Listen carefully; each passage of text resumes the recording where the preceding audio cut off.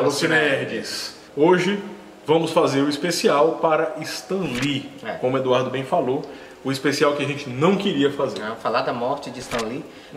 Aí é que tá, não vamos falar da morte de Stan Lee, vamos falar da vida, vamos celebrar a vida de Stan Lee. Então, não é?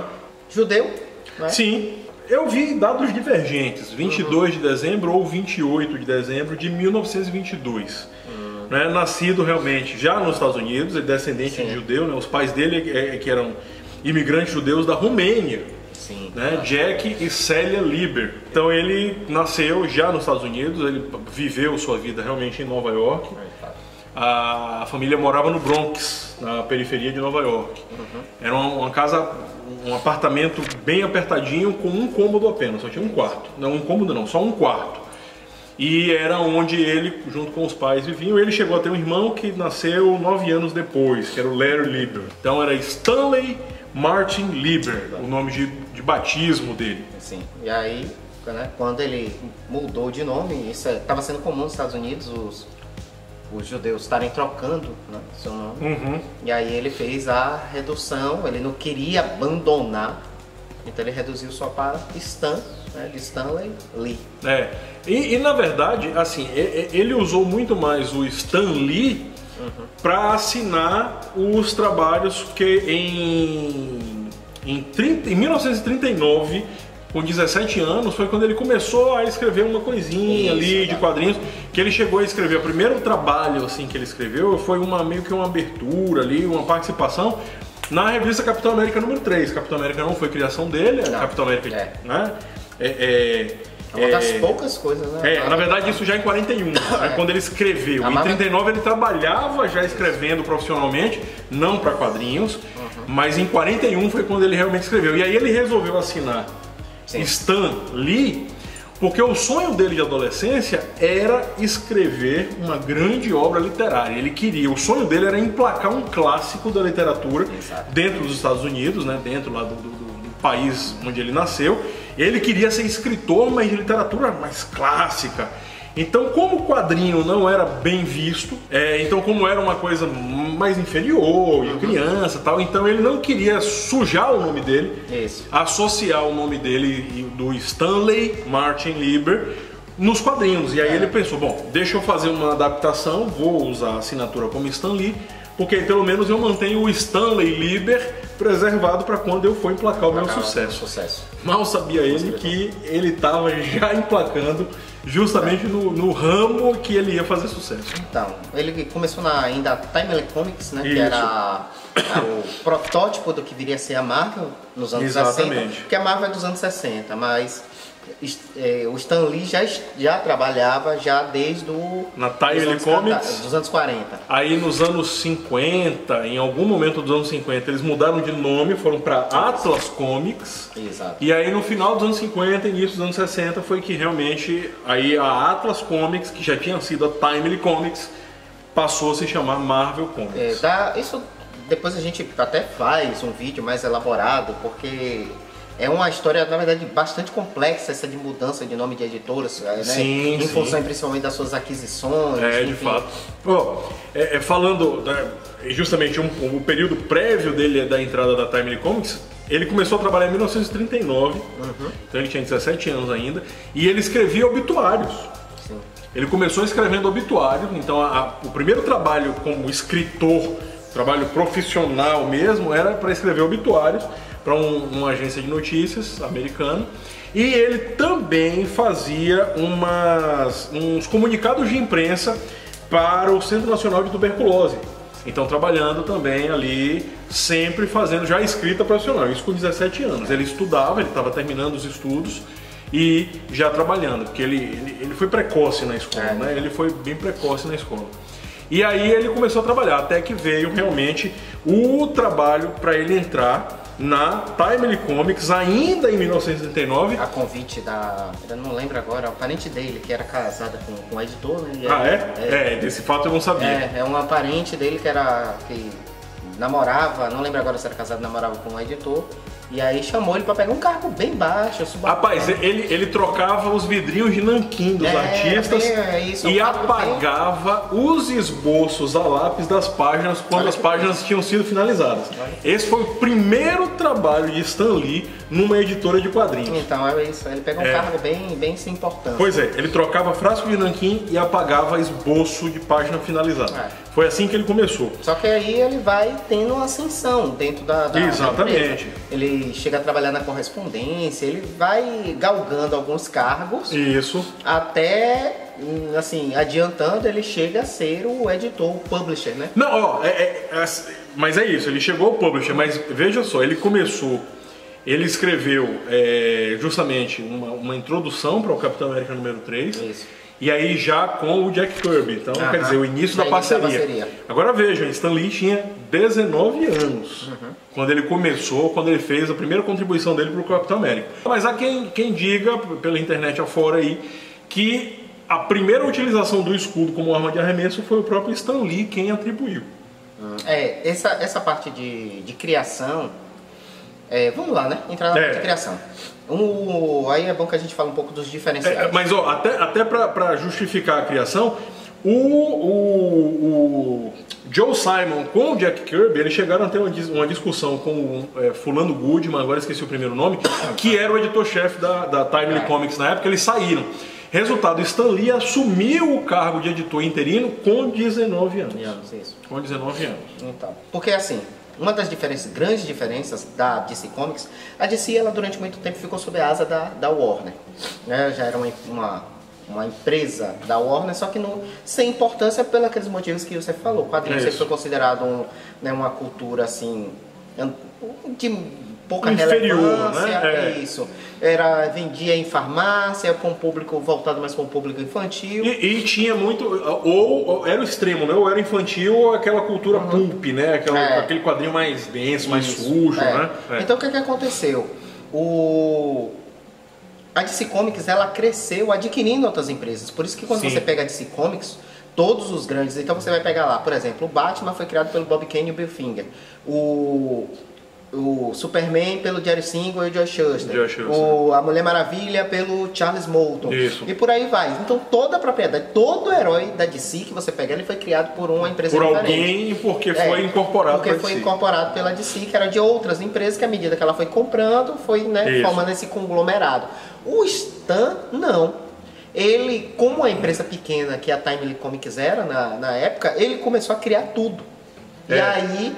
Por isso, essa é uma das grandes importâncias do Stan Lee, né? Porque você hoje não tem, e acho que nunca vai ter, uma pessoa capaz de criar todo um universo sozinho. E aí ele vai, criador do Homem-Aranha, Surfista Prateado, e aí ele vai numa profusão, e são personagens que não são nem parecidos. Não são rasos, não são rasos, são profundos, de tal jeito. Essa foi outra característica que ele deu para os personagens. Enquanto a DC Comics trabalhava a Casa das Lendas, né? A Casa das Lendas, ela trabalhava com a utopia, onde os heróis eram vistos realmente como deuses, né? A gente faz muita referência ao Olimpo, né? Aquelas figuras para serem adoradas.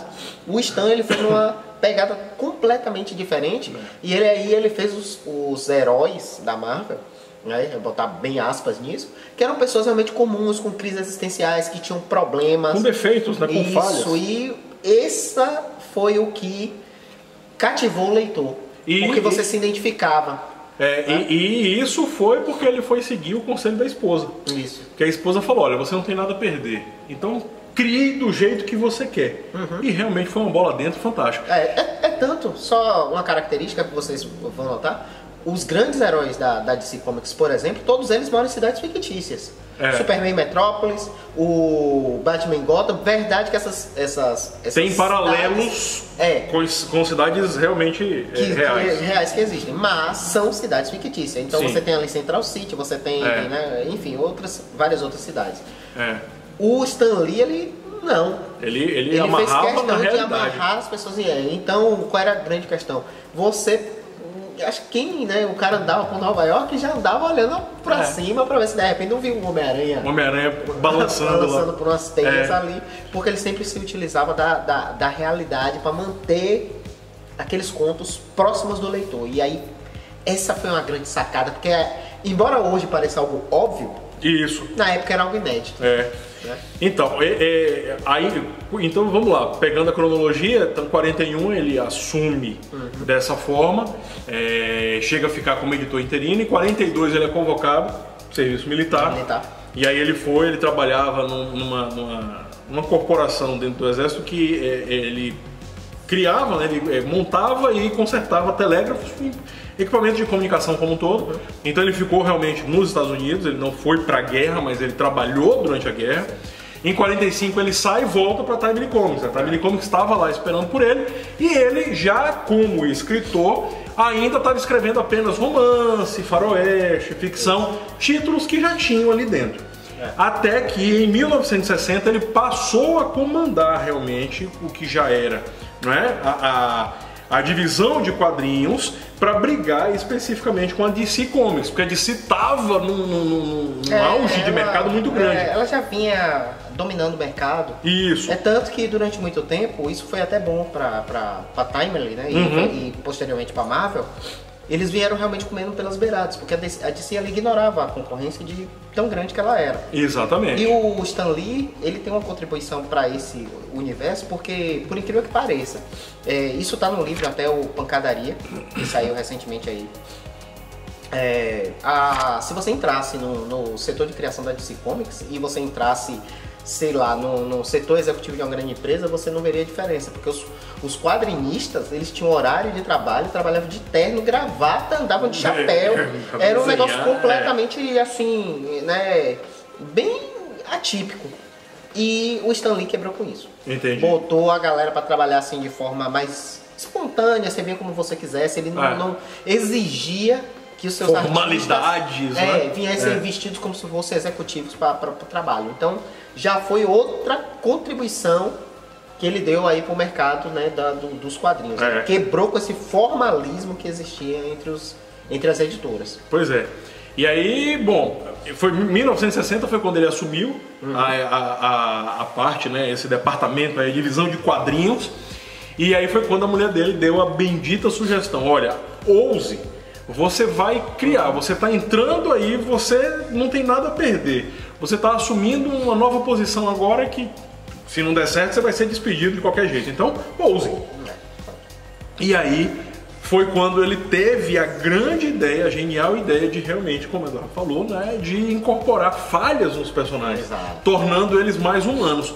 E aí vejam, em 1961, ele cria, aí sim, a primeira criação dele do que a gente conhece foi o Quarteto Fantástico.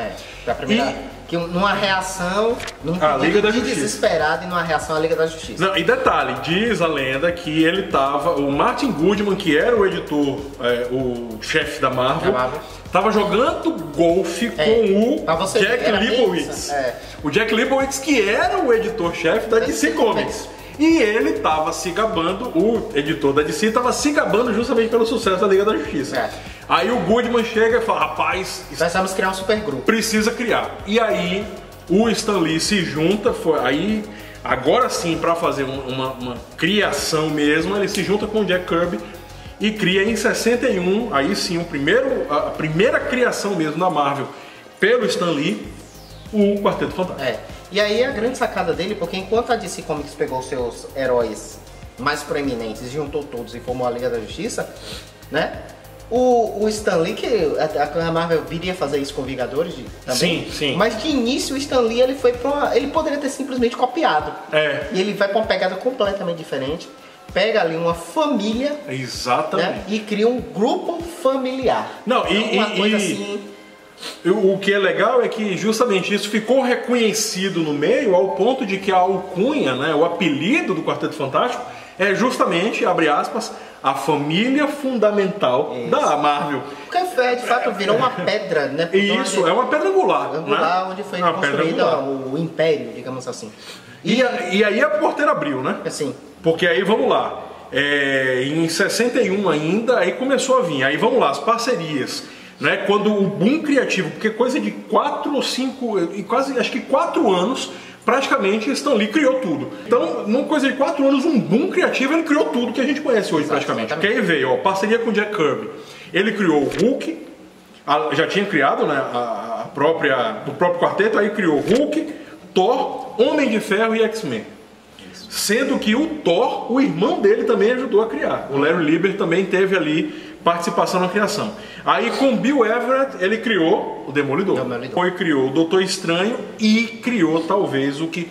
Veja, Quarteto Fantástico, muito importante e tal, mas talvez a criação mais popular da Marvel de todos os tempos, e olhe lá, se não for do meio dos quadrinhos de todos os tempos, tá aqui na camisa de Eduardo, o Homem-Aranha. O Homem-Aranha, que foi uma criação, parceria também com o Steve Ditko, acho que em 1962. E que já partiu também. Pois é. E vejam, foi coisa de 4 anos, ele criou esse boom, não é? Outra coisa uma característica que a gente tem que observar, porque o Stan Lee, a importância dele para o universo dos quadrinhos é que ele vem quebrando paradigmas. Sim. Então vamos lá, quando ainda estava na Timely Comics, por exemplo, as editoras eram muito relutantes com relação a falar da guerra. A guerra estava acontecendo, né? E as editoras ali no seu... ficava uma zona água com açúcar, porque, por exemplo, a DC Comics foi pressionada falando, o Superman não é o defensor da verdade e da justiça? Não é um ser super poderoso? Qual o posicionamento do Superman em relação a Hitler, por exemplo? Porque ele poderia acabar com a guerra se ele quisesse. E durante muito tempo, depois a DC vai mudar isso e vai colocar o Superman como... até fazendo propaganda, até para arrecadar, estimular as pessoas a adquirir bônus de guerra, né, para ajudar no esforço. Exato. Mas durante muito tempo ela se manteve distante. E o Stan Lee, o que é que ele, né? Ele deu a cara a tapa. Já dá a cara a tapa, a gente vê uma capa do Capitão América com o Capitão América nada mais nada menos do que dando um soco na cara do Hitler. Na edição seguinte ele bota a mesma imagem de um outro ângulo. Ou seja, já chegou chutando a porta. Isso na verdade era uma característica da Marvel, né? Que ainda era Timely Comics, porque o Stan Lee nessa época ele ainda estava só como colaborador, né? Mas de fato, aí já fazendo um paralelo, né, nisso de se posicionar. A gente já falou em algum outro vídeo, eu sou o selo, né, da autoridade, aquele de código lá, que era uma espécie de censura dos quadrinhos. Mas esse selo vem na década de 50. Né? Então. Mas na década de 60 ele ainda estava... Ele figurou até 2000 e pouco. Isso, então. Oficialmente ele acabou acho que em 2008. Isso. E aí o que aconteceu? Em 60... Não, foi já em 70, foi na década de 70. Simplesmente o Departamento de Saúde dos Estados Unidos chegou para o Stan Lee e pediu para que ele publicasse uma história falando dos perigos das drogas. Sim. Resultado, o que o Stan Lee fez? Ele não só faz isso, mas como ele chega e pega o Homem-Aranha, o queridinho, né, o Homem-Aranha, e coloca, ele fez uma sequência, foi de maio a julho, se eu não me engano, de 71, onde ele coloca uma sequência de histórias em que o Harry Osborn tinha problemas com drogas. Só que o problema que a maneira como ele colocou, o Harry fazia uso das drogas e mostrou ele se afundando. Resultado, para o selo essa censura e o selo, eles não quiseram dar o selo. Peraí, a gente pediu pra você falar, pra falar do perigo, não era pra mostrar o uso. E ele meteu o pé na porta e falou, não, mas vai sair desse jeito mesmo. Ele não conseguiu o selo, mas bem ou mal ele acabou ajudando a reformular o selo e aí depois ele acabou perdendo força. O Stan Lee, ele sempre ignorou esse selo. Exato. A Marvel, ele não fazia questão, o Stan Lee, pelo menos enquanto editor, ele não fazia questão de adequar as histórias dele ao selo de aprovação diferente da DC Comics. Isso. Ele realmente publicava as histórias dele como ele achava que os heróis deveriam ser, com seus problemas existenciais, com algumas histórias mais profundas, mais pesadas. Isso. E por isso que você tem histórias com um tom muito adulto da Marvel desde a década de 60. De fato. Você pega as histórias da década de 60 da Marvel e você já vê esse tom mais adulto, mais aprofundado, diferente quando você pega algumas publicações da DC Comics, que algumas são bem infantis mesmo, bem pueris. Né? E ele não, ele já desde o início ele ignorou isso aí e falou, não, a arte tem que ser livre. Exato. E aí veja, uma grande sacada que o Stan Lee fez quando ele realmente chegou a presidir, né, a comandar a divisão de quadrinhos, foi que em 1965 ele começou a fazer o Bullpen Bulletins. Que foi uma grande sacada. Ele pegava a última página dos quadrinhos e fazia uma página de informativos. Então ele falava de lançamentos, ele brincava com a equipe, ele contava histórias de bastidores. Então, isso que você está falando, a importância está no seguinte. Aí vamos para outro aspecto. Não tem como falar da Marvel. Isso, sem falar da DC Comics. Isso. A DC Comics, ela sempre teve essa questão dela segurar a propriedade intelectual. Exatamente. É tanto que o Superman, né, foi quem abriu as portas aí para o universo de super-heróis e quem inaugurou a Era de Ouro. Sim, em 1938. O nome do Jerry Singer e do Joe Shuster só aparece na capa por conta de uma imposição judicial. Porque a DC, ela publicava os artistas para ela, era mão de obra, mas as publicações eram dela. Isso. Então você ia lá, publicava e isso não era acreditado. Isso. O que o Stan Lee começa a fazer? Acreditava todo mundo. E não era só acreditar. Ele exaltava os artistas. Ele falava ele enaltecia. Desenhado pelo magnífico, né? Steve Ditko. Escrito pelo maravilhoso Jack Kirby. E por aí vai. E resultado. E ele começou a acreditar até o letrista, por exemplo. Exato. Não, era todo mundo. Ele pegava a equipe técnica inteira e acreditava. Isso. E quer dizer, isso você tinha era uma maneira dele reconhecer realmente a força criativa que estava sendo empregada ali, por mais que a pessoa tivesse só a responsabilidade de colocar a letrinha, porque foi o roteiro que alguém fez.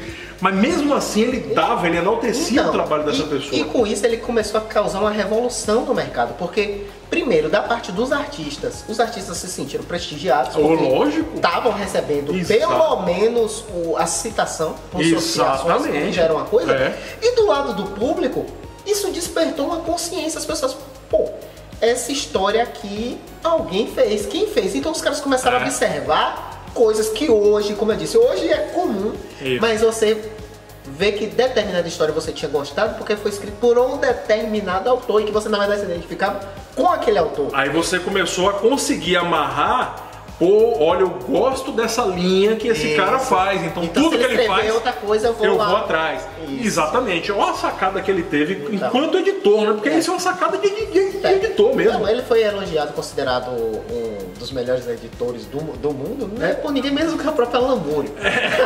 Então, Alan Moore reconhece, assim, além da contribuição artística do Stan, ele fala que ele, como editor, ele foi um dos melhores editores que o mundo dos quadrinhos já conheceu.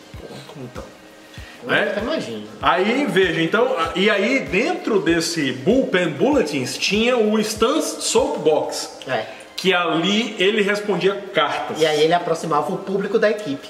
Uma outra grande sacada, porque ele começou a falar, não, venha, traga aqui, deixa eu pegar a sua cartinha, vou ler, vou responder. Isso. E aí a Marvel começou a ganhar uma profusão de cartas, que era uma coisa absurda, então ele pegava algumas ali e ele respondia mesmo, fosse uma de sugestão, fosse uma crítica, fosse um elogio, ele chegava ali e respondia, tal. Então, quer dizer, criou essa proximidade, esse elo de ligação com o público, e não é à toa que o Stan Lee era tão querido. Isso foi reproduzido depois, eu lembro, eu já tive uma carta minha publicada na Editora Abril, porque as editoras começaram a... Como o negócio fez sucesso, começaram a reproduzir. E aí, quando a Abril veio pro Brasil, ela trouxe a sessão de cartas dos leitores, que era algo que Stan já fazia, meu amigo, desde a década de 60. Pois é, em 65 ele começou a fazer isso. Os caras iam fazer, pelo menos na Abril, quando eu vim ter acesso, foi já na década de 80. Mas enfim, os caras não puderam ignorar a força do Stan. Aí, veja, em 66 ele criou o Pantera Negra, né? Mas foi em 1966 também, na revista do Quarteto Fantástico, que ele criou talvez o personagem que ele mais gostava, que era o queridinho dele, que foi o Surfista Prateado, numa trilogia chamada de Galactus Trilogy, que foi realmente narrando a vinda, a chegada desse ser ultra poderoso do espaço que devorava planetas, e o seu arauto, que era o Surfista Prateado. Não à toa. História densa. Fala de sofrimento, de amor perdido. Exatamente. Não é à toa. O Surfista realmente a gente percebe. Tanto é que a gente fez um vídeo tem pouco tempo, foi justamente uma história que o Stan Lee esceveu. Aquela história espetacular. tá na banca. Desenho do Moebius. Olha, você quer...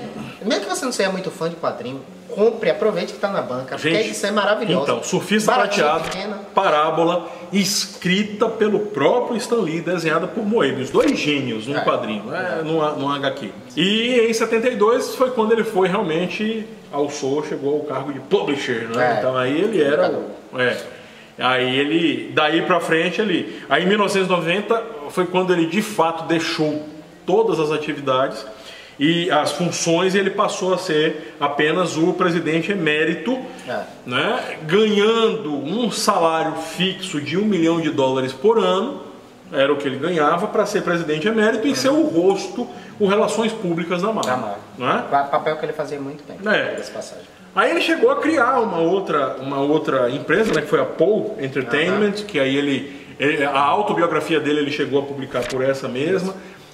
Se viu envolvido aí com uma série de processos judiciais, porque em 2002, com o sucesso de Homem-Aranha e X-Men, não quiseram dar, segundo ele alega, não quiseram pagar os 10%. Ele teve de criação dele. Porque ele criou os X-Men também, né? Isso, então... ele teve alguns probleminhas aí, inclusive ele teve uma breve, quem não sabe, ele teve uma breve passagem pela DC.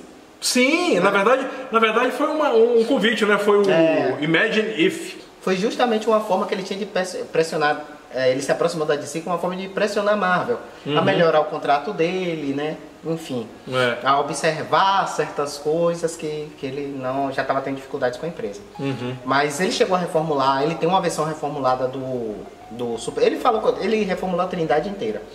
Então ele tem uma versão reformulada dele do Superman, onde o Superman seria um policial de Krypton, que já vem adulto pra Terra. Eu particularmente não gosto muito dessa reformulação dele, mas enfim, tem. Entendi. Né? Ele tem uma reformulação do Batman, onde o Batman se veste inclusive como morcego mesmo. Caraca. Com bem assustador, um negócio bem meio macabro. E ele tem uma versão reformulada da Mulher Maravilha também. Né? Que ela adquire poderes de luz e escuridão baseado num achado arqueológico. Entendi. Esse eu achei até bem interessante. O do Batman também, mas o Batman, me parece que ele queria se aproximar de uma linha de horror mesmo, que eu acho que é o que ele imaginava que devia ser o Batman. Entendi. Enfim, ele teve essa aproximação aí, né? Alguns dizem que em função disso.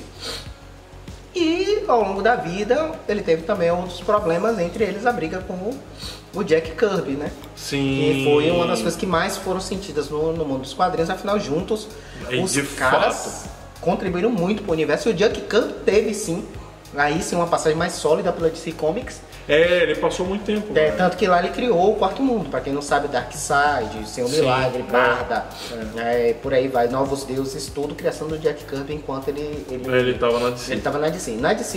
A passagem, essa saída, né, que passou pela briga do Stan com o Jack Kirby, é uma passagem tão triste. No livro da História Secreta da Marvel, diz que no dia que o Jack Kirby deu adeus, ele desenhava fumando como eu disse, o estilo descolado, né, da Marvel Comics. Ele fazia suas produções lá, desenhava e às vezes roteirizava, fumando um charuto. E aí ele pousa o charuto lá no cinzeiro. E larga lá. Larga e avisa que vai embora, e eles pegaram esse charuto e emolduraram num quadro. Botaram assim, hoje foi o dia que Jack Kirby saiu da Marvel. Os caras... E aí botaram o charuto dele moldurado, né? Enfim. Mas essa história também tem um detalhe interessante, porque o Jack Kirby já no fim da vida ele se mostrou bastante, né? Isso ficou meio que nunca se sabe, eles nunca comentaram muito qual foi a questão da briga deles, né? Nunca se sabe exatamente o porquê eles brigaram. Entendi. O fato é que eles, né, se separaram, sei lá, que nem os Mas tem uma passagem interessante. O Jack Kirby, uma vez, ele estava num programa de rádio. E aí ele começa a falar muito mal do Stan Lee e da Marvel, né? De uma forma geral, tal, falando justamente dessa relação conturbada. Aí traz à tona aquele negócio que o Stan Lee não dá os devidos créditos a todos os criadores, em que pese ele dá algum crédito, né? Porque não dá crédito nenhum. Isso mais do que a própria DC, né? Então, mas enfim, o fato... E aí acontece uma coisa interessante. O Stan liga pra rádio. E aí ele pede pra falar com o Jack Kirby. E aí ele começa Jack, não foi exatamente assim que as coisas aconteceram. Você lembra que aconteceu isso se deu em determinado contexto, tal, não sei o que. Começa a contextualizar as histórias do Jack Kirby. E aí, velho, que negócio. Os caras começam, o Jack Kirby que tava super raivoso, o cara começa a se entender com o cara ao vivo no rádio. Ao vivo no rádio, aí você percebe, eu até me emociono quando eu falo um negócio desse. E aí você percebe o grau de amizade que os caras tinham, velho. Você fala, pô, os caras brigaram, mas os caras tinham um laço ali. Não tinham laços que eram. Realmente. Que assim, não eram só profissionais. Não, né? de fato. Era um negócio. Você criar algo junto com alguém que foi uma pena, né? Assim, a separação deles realmente foi uma pena. Mas enfim. É alguém ímpar, realmente, para o universo. A cultura pop não seria o que é, as editoras não seriam o que são hoje. Os artistas, crédito de artistas, criações, cinema, tudo foi impactado pela vida desse cara. O Stan Lee, ele é um marco, né, um monumento da cultura pop. Né? A morte dele trouxe afirmações de diversas fontes do tipo, nossa, Stan Lee, eu achava que ele era imortal. Eu considerava ele imortal. Porque já tinha saído algumas fake news com a morte de Stan Lee, né? Eu já tinha pegado algumas no Facebook. É bem verdade que ele tava que nem assim... o Jack Chan, de vez em quando eles colocam, né? Luto, aí luto em meus filmes, algo do gênero. E aí a gente já tava meio que acostumado. Então, assim, não se esperava, né? É bem verdade que ele teve problemas de saúde recentemente, não é? Mas, então ele tava com a saúde debilitada. Mas como ele tava participando dos filmes da Marvel, ainda que pelos cameos, alguma coisa, então de fato. Você esperava que o cara fosse mais longe. Inclusive, já tiveram declarações do MCU dizendo que a gravação dele do Vingadores 4 estava pronta já, então está garantido, né? Ele, né, tem aquela questão do estilo Marvel de escrição. É o que eu ia falar agora, o Marvel Way, né? Que você só vai escrevendo a descrição e o artista fica meio que livre ali, né? Faz meio que um bate-bola, né? Depois volta e tal. Mas ele faz um roteiro enxuto. Diga-se de passagem que esse Marvel Way, ele até... mas se você vê como é a genialidade do cara, ele fez isso por necessidade. Porque como ele tinha muita coisa para gerenciar, muita coisa para escrever, então ele não podia realmente fazer grandes textos muito elaborados, muito profundos. Porque o roteiro tradicional é como? Você vai deixar claro lá, olha, primeiro quadro, a primeira página, são 6 quadros, todos iguais. Primeiro quadro, o herói, não sei o que, não sei o que. Aí segundo quadro, não, ele só descrevia. Olha, o herói vai chegar, vai fazer isso, não sei o que, vai encontrar com o vilão nessa circunstância. Pronto, aí o artista tinha meio que essa carta branca de distribuir. Só pra vocês terem uma ideia, o Killing Joke, né, que é do Alan Moore, o Piada Mortal, ele só pra primeira página o Alan Moore escreveu 6 páginas. Só pra descrever o que acontecia na primeira página. Exatamente. 6 a 7. E ainda tinha uns esboços. Pronto, né? Pra você ver a diferença, né? Stan Lee com o Moebius entregou ao Moebius 6 páginas. 6 páginas inteira. Que deu, acho que 80 e poucas páginas ao todo. Então, só pra você ver a diferença de estilos né, como eram as coisas. Exatamente. Ele deixou um legado que a gente vai agradecer aí por gerações a fio. Sabe, isso foi que talvez uma das maiores contribuições dele foi justamente dar esse lado humano para esses super-heróis, mas que na prática eles enfrentam problemas cotidianos como a gente também. Foi uma grande sacada dele. Enfim, a gente só tem a agradecer a Stan Lee. Como a gente disse, né? É realmente uma grande perda para a cultura pop, porque essas publicações todas, de uma forma geral, inclusive a própria concorrência, foi impactada pela simples existência do cara. Sim. Né? E depois a gente faz até um compilado, houveram vários tipos de declarações, inclusive da própria DC Comics, reconhecendo a importância e a perda. Teve manifestações do Chris Evans, né? Enfim, todo mundo veio falar, né? Se despedir dessa grande, né, figura que foi o Stan Lee. E aí aproveitar aqui até passar uma ideia que aconteceu lá no nosso grupo, né? A gente tem um grupo no WhatsApp. De fato. Que aquela ideia um dos nossos, né, nossos colaboradores lá, eles, né, falaram que o Stan Lee deveria ser reconhecido na Marvel como The One Above All. The One Above All. Que seria a grande entidade que está ali, é equivalente ao Deus dentro do do universo da Marvel. E nós apoiamos essa ideia. Apoiamos. Eu acho que o Stan Lee deveria realmente ocupar o lugar do The One Above All.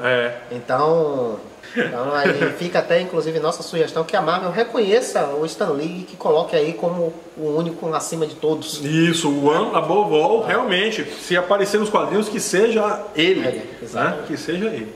Então aí, meu amigo, fica aí nossa singela homenagem a esse que foi um grande homem, né? Um grande profissional, um grande editor e que impactou positivamente, né? Uma força aí positiva no mundo que infelizmente, né? Em algum momento aconteceria, claro, mas infelizmente apesar de todos acharem que ele seria imortal. E eu reconheço algo que já foi dito por outros grandes nomes aí, que acho que a gente nunca vai ter realmente alguém como um Stan Lee, outro Stan Lee. De fato foi e será o único. Né? De fato. Então, Youssef, por favor, concluir nossos trabalhos. Essa fase é feita. Hoje, diferente, fazendo jus à homenagem ao Stan Lee, ele usava muito uma expressão, né, que fazia menção a algo realmente supremo, algo sublime, algo bastante que transcenderia, né, expectativas e tal, e ele usava muito a expressão que é como a gente vai finalizar: Excelsior, Alucinedes.